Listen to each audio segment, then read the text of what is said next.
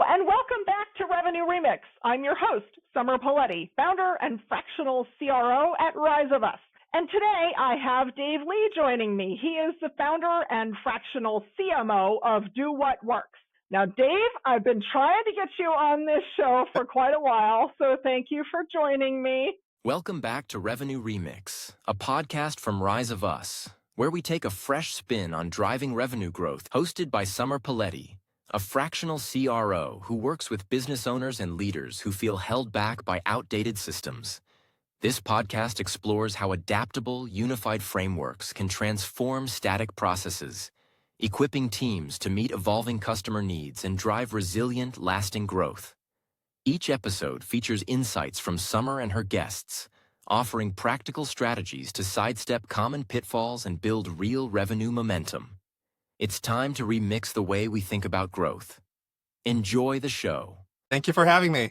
Amy came on last year, and her episode about conference marketing was one of our most popular last year. Nice. I think we're going to be dropping some gems. For the audience who don't know at home, Dave and I have been collaborating for years. We're like business friends, so he's going to kind of get the standard guest experience, but with a little more of me because we know each other so well. And so you're going to hear me a little bit more. This is more of a conversation than an interview is what I'm aiming for today. So this is where we start out with the guest experience. Dave is joining us from Irvine today on what I am assuming is yet another perfect weather day. Always sunny in California. It is the standard guest experience. What is an early job or a youth activity that might surprise us a bit? So I think I'll tell you about my first job where I got paid minimum wage of $3.15 an hour. I was, I know, right? Well, gas back then was 50 cents a gallon. So I'm kind of dating myself. You can see my gray hairs too. My first job was at Straw Hat Pizza. And I was the doughboy. Doughboy meaning that I'm the one who took all the flour and the water, mixed it all up, and then rolled it out into sheets so we can stamp, all the pizza crusts. And every time I came home from work, my face was just caked in flour because, the dough's sticky. So you have to throw a bunch of flour on it so it doesn't stick during the rollers. And yeah, I'd come home, my clothes, my hair, my face would just be covered in like sticky flour paste. Yeah, I mean, good times. Good times. It kind of makes glue, basically. Yeah.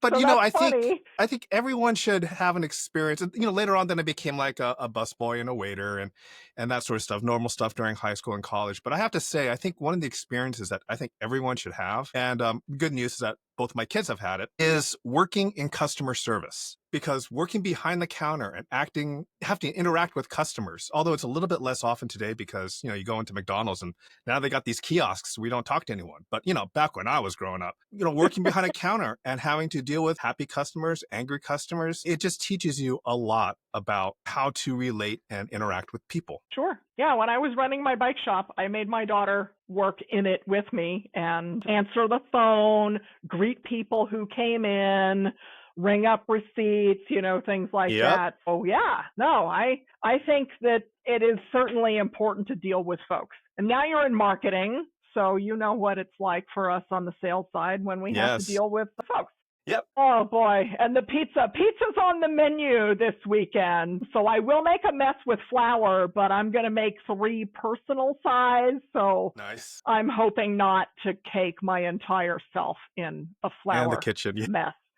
But yeah, no, we cook that outside, weather permitting, because good golly, it is a mess. It is messy, but they do taste good. Okay. So, indeed.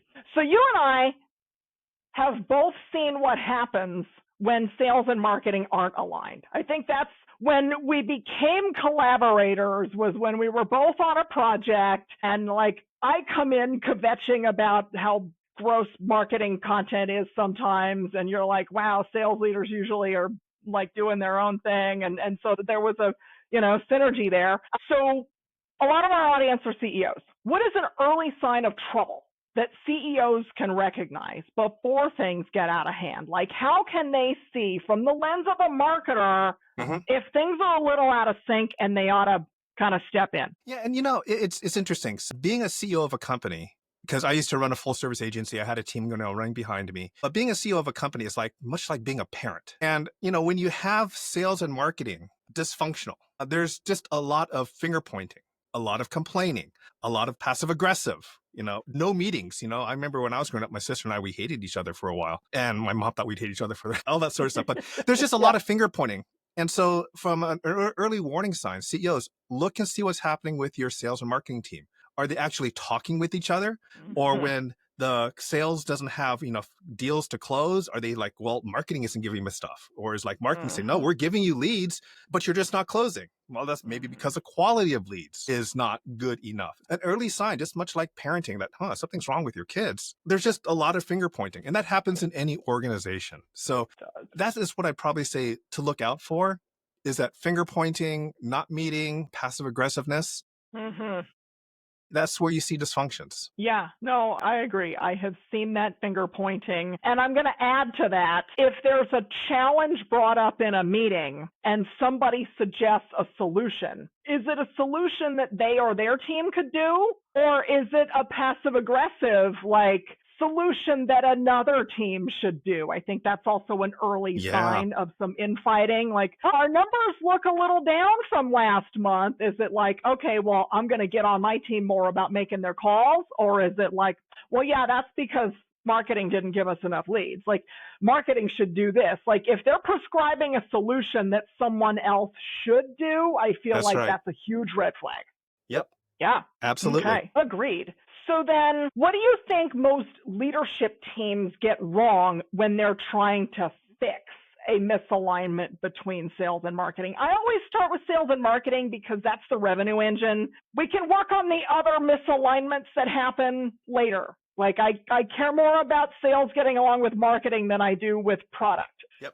So when you're trying to fix things, a lot of people try to bring in different tools, a hammer, a chisel, a screwdriver, or whatever it is. And so they bring in experts, people like you, people like me, with a marketing or sales angle. And, that is definitely part of the solution, right? Because in order for everything to work together, from a sales side, I look to see, is there a CRM in place? Has the sales process been documented? Are the sales team using it and tracking the metrics that's going to help the marketing team understand what's going on? From a marketing side, when I come in, it's well, is there a strategy or is there just a plan? Are you just executing a bunch of stuff haphazardly, or is there a methodology and a framework? And have you made decisions on how marketing is going to win that new lead?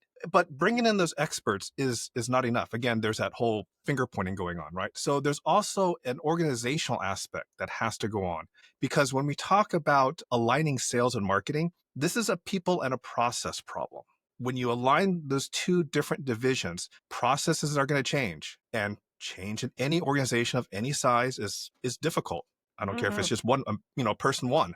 Change is difficult, and processes are going to change. People's roles and responsibilities are going to change. So just bringing in experts like you and me is not going to be enough. There has to be also top level executive buy-in that we're going to make these changes. And what you may need to do is bring in an organizational consultant, operations consultant, to help align the teams correctly. So it's really, when you try to fix something of this complexity and magnitude, it's not point solutions. As much as I say, yeah, bring in Summer and bring in Dave, we'll fix everything. I wish it was that easy, but it's not, because we're talking about a people and a process change as well. Yeah, no, you're right. And I'll also add to that, because I've been brought in to fix things. You've been brought in to fix things as well. And I'm going to say that we can, and it is a huge if the CEO is bought in that the change has to start with them, and that they can't allow bad behavior, and that the CEO is willing to hold their people accountable to making the change.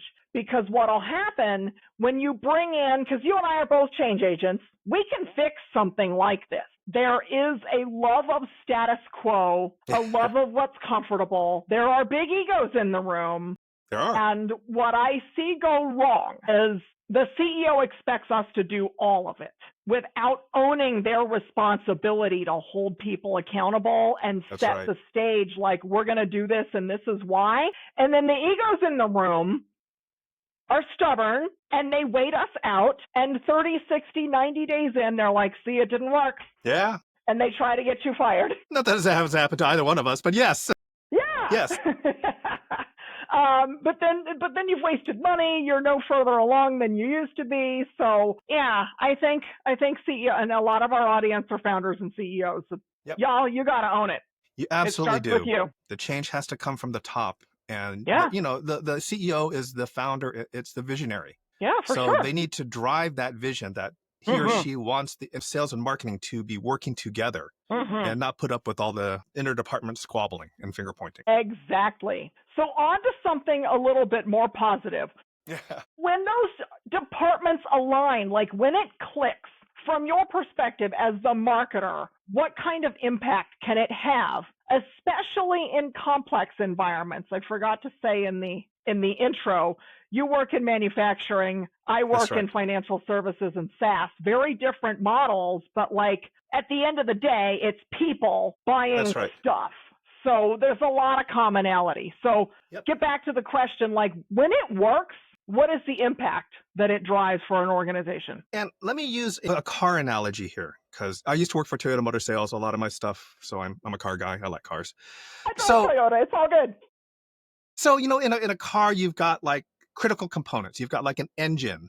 You have like a transmission. You have wheels. And if you could have a Corvette engine, rumbling V8 going on, but if the transmission and wheels aren't correct and properly aligned, you're not going to get the power down to the pavement. You're not going to be or as fuel efficient, right? So you have things like, product development, and they're the engine, right? They're the ones who design and make the products. You have transmission, and I kind of see that as marketing, because they take the product and the benefits and features and translate that in to a message. And then you have the sales. I mean, that's where the rubber meets the road. You guys are tasked with the hardest job, I think, of closing deals. And so if those three things are not working together good, you have a car, it runs, but it may not be fast. It may not be fuel efficient, right? It could be like have a lot of backfires, whatever it is. And so the same thing happens. I don't think there's any one key metric that you can say, when sales and marketing click, here's the KPIs that you can see improve. What you will see is higher quality of leads, right? So the quantity of leads could be going down, but that's because you're filtering out all the garbage. And I would much rather have quality leads, because if there's one thing that actually this really doesn't really matter what department you're in. The one thing that we can control is where we spend our time. And I would imagine from a sales perspective, spending time on unqualified leads is just, sometimes you feel good because you're helping someone out, but that doesn't help your book of business. It doesn't help you get your bonus. It doesn't help you hit your quota. So you're going to see higher quality. Emotionally draining. It's emotionally draining. Yes. You're like on a treadmill. You think you did a lot of work, but you still haven't closed that really good deal. So you'll see things like higher quality leads. You'll see sales closing better deals, maybe not more deals, but bigger and better deals, right? You're going to see, like we talked about in the beginning, a lot less finger pointing, but you're going to see a lot more collaboration, because the hard truth of the matter is, in the past, I think it was perfectly okay. I'm going to say acceptable. I think it was okay, or maybe status quo, for sales and marketing to be like two discrete, independent divisions. Sales, they were in charge of closing and educating, and marketing, we're like for branding and awareness. And the two shall never meet until we pass you that sales qualified lead, that SQL. I don't think that works in today's environment, where we have informed buyers that can research you and do research you on your website, on other, different review sites or whatever it is. Buyers are coming to us a lot more informed. And so that's one of the big reasons why sales and marketing need to be collaborating a lot better together. And so when you see better alignment, you'll see better collaboration, you'll see better assets, you'll see sales not spinning their wheels, creating a brochure. They're not designers, they're not copywriters, they're salespeople. They know the problems, they have firsthand knowledge. Help marketing understand what those are. And then the marketing team, who, we've hired those content writers, we've hired those graphic designers. Sales, you can do it. You can fire up a PowerPoint. I bet a marketing person can do it faster. And so where do you want to spend your time? And so you'll see a lot more efficiency along those lines. But I can't say for sure, you'll see a 10% increase in quality. You're not going to see a hard KPI like that. But you will see a better organization, more efficiently running. And you'll see it if your ops leader or whatever it is, if they take like employee surveys and seeing how are the employees looking at their job and careers, you'll see a marketed improvement in there, because they're not fighting and they're working together. I like that. I'm going to challenge your point a tiny bit. How I look at this is everybody owns their piece of revenue. So revenue growth is a thing. And you're right, you can't measure alignment and its impact. But you can say, okay, everybody owns revenue growth, and here's your piece of it, and here's your piece of it, and here's your piece of it. And you assign a KPI that that person can control that contributes to the revenue growth, and you explain to them why. That's right. And then as a sales leader, when I'm looking at alignment across marketing and customer success and sales, product to some extent, but I think the better alignment there is marketing and product. I digress. I want to see like close ratio. I want to see average length of sales cycle. There are things that you can measure that if you understand the why, you will know that the close ratio isn't magically improving because the salespeople are just badasses, you know. Mm-hmm.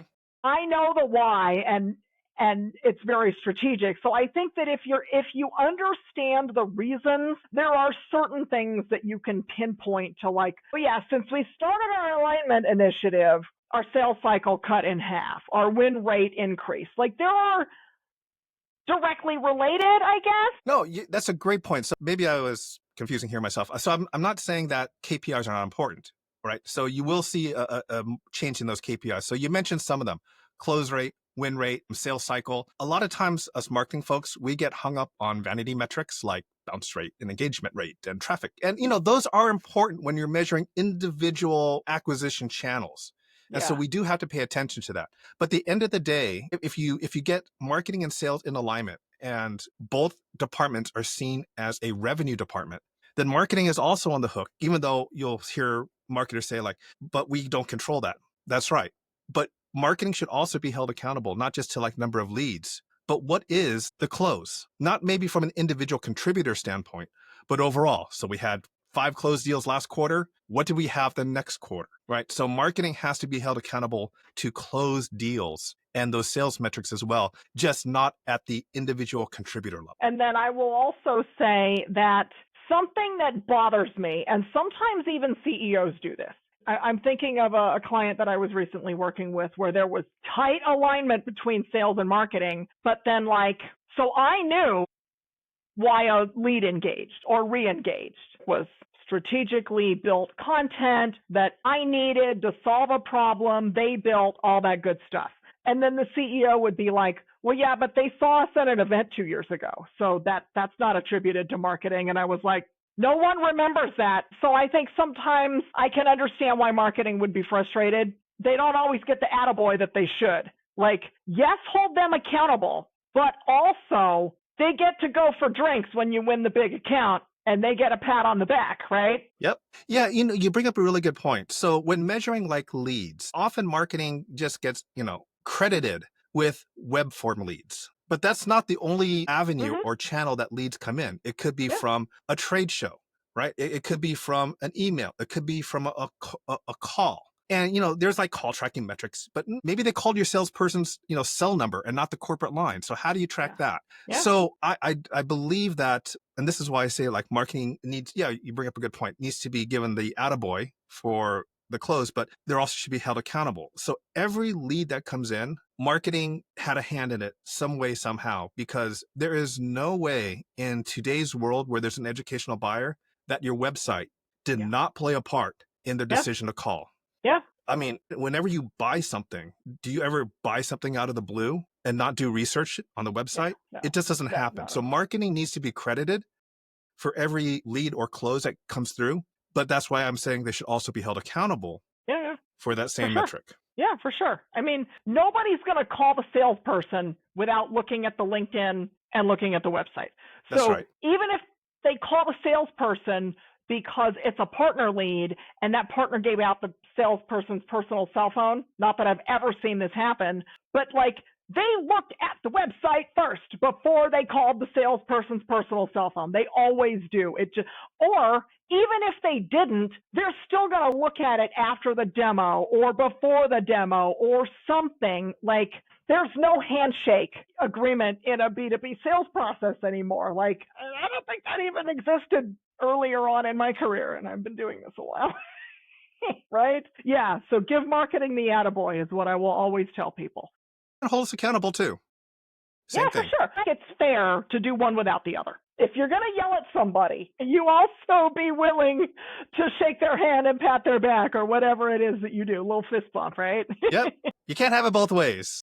If No, you're no, no. accountable, you're responsible, Nope. and you get the credit and you get the blame. Yeah, exactly. Exactly. Okay, this feels like a good time to pause for a quick message from my sponsor. After the break, we're going to explore more ways that sales and marketing can work better together to propel your business forward. You've spent over 20 years in corporate, and now you've stepped off the hamster wheel to run your own show as a fractional executive. Whether you're flying solo, leading a small firm, or running a boutique, Maven is your fast track to earning over $500,000 annually, and potentially more, without the grueling corporate hours. This is your shot at the freedom, flexibility, and independence you've worked so hard to achieve. By infusing your intellectual property into all aspects of your revenue generation, Maven transcends the limitations of other sales and marketing approaches. You'll have a pipeline so full that prospects who truly value what you bring to the table will be the ones knocking on your door. You'll work directly with Jay and Taz, who've led the way for over 30 years, helping countless executives make this leap. Contact j.kingley at fractionalmaven.com. Spots are limited, so act now to build the business and life you deserve. Welcome back.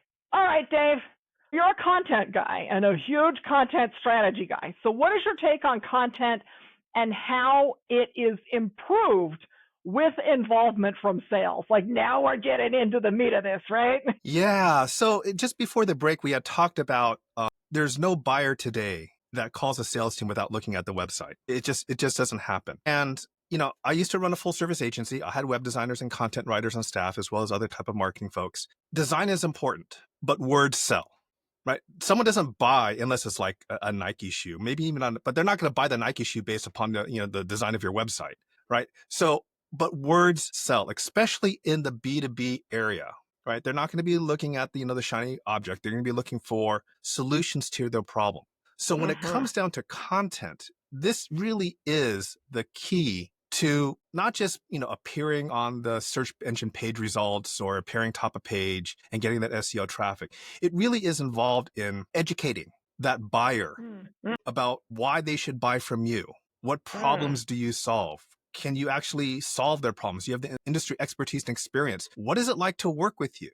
All of those things need to be answered on your website, because in today's world with this informed buyer, they're going to research all of that before picking up the phone and calling, right? And so the content that needs to be generated can't be generated. Well, it can. It shouldn't be generated through Gen AI tools like ChatGPT. I mean, honestly, I see so many agencies and so many companies still doing this, is that, we're using ChatGPT to become more efficient and crank out more articles. They generate ideas and they give me the content and I edit it for, the voice of the company. But my response back to that is, why should I read your content that you sourced from ChatGPT?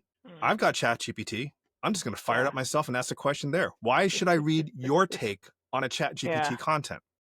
It doesn't help me. It just flattens the differentiation. And so, in sales, right? You always ask, what is your unique selling proposition? Why should I buy from you? It's that uniqueness. If your content isn't offering something unique, some unique insight, then it's the same as everyone else. And then you're in the sea of sameness. So how do you combat this what I call commodity content? Right? It's the same content. Wherever you go, it's the same, just a slightly different voice. How do you combat commodity content? Well, you combat that by talking with your subject matter experts, either the product engineers who design the product or the salespeople who are talking to the clients and talking to the prospects day in, day out, first person.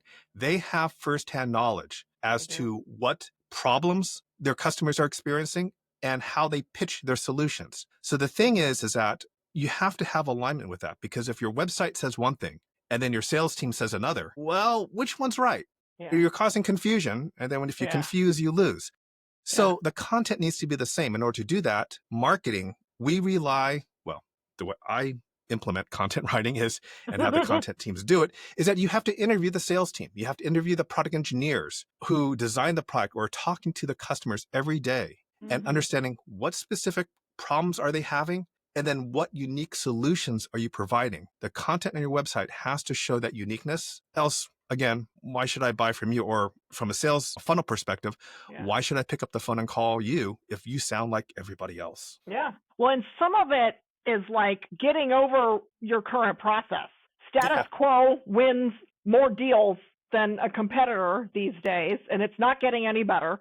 There's so much noise out there that I think it becomes overwhelming, and it's like, whatever, you know what we're doing is fine. So I think also you have to break through that. Yes.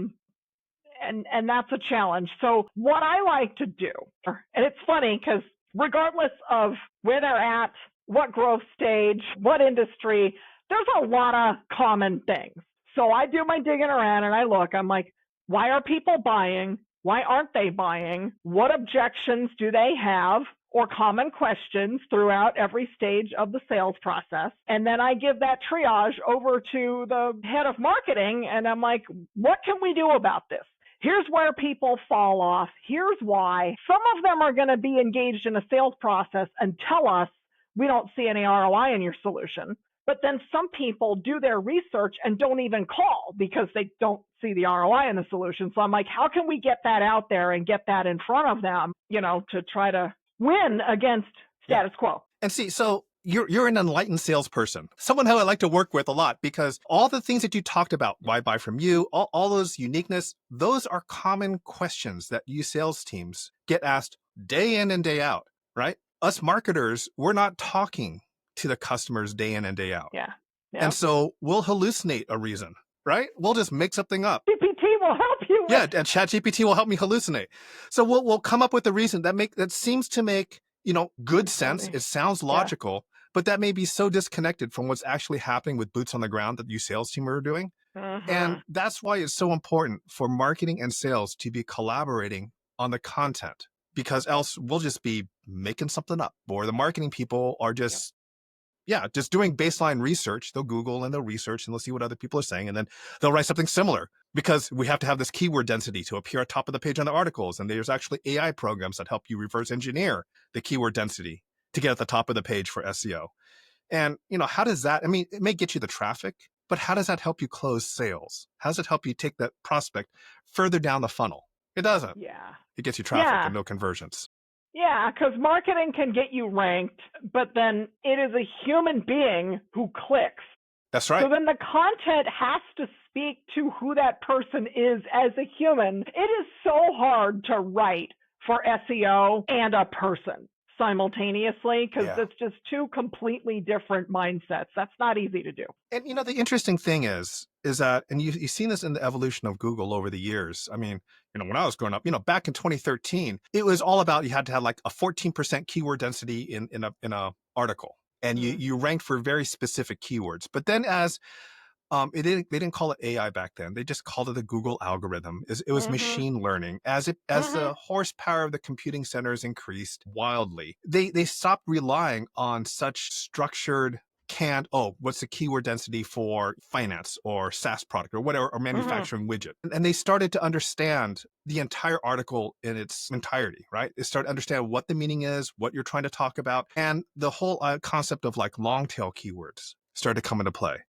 And, you know, with AI overview answers that are coming out, these common informational generic stuff is just being answered by AI overview. And so now you have to start creating content that answers the specific sales questions. And the only people who know that are you. Folks. Yeah. Me. Yeah, it's you. You're talking to the prospects and buyers and clients all day long. Yeah.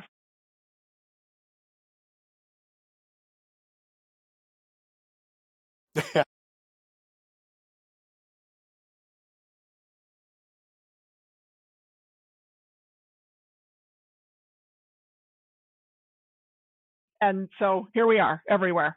Here we are. Okay, so we're running low on time for our first in this dual episode. So this is when we get to get your insights. Rapid fire. If a sales leader is listening right now, what is one thing that they can do to work with marketing better? Because there's some egos over there, all right?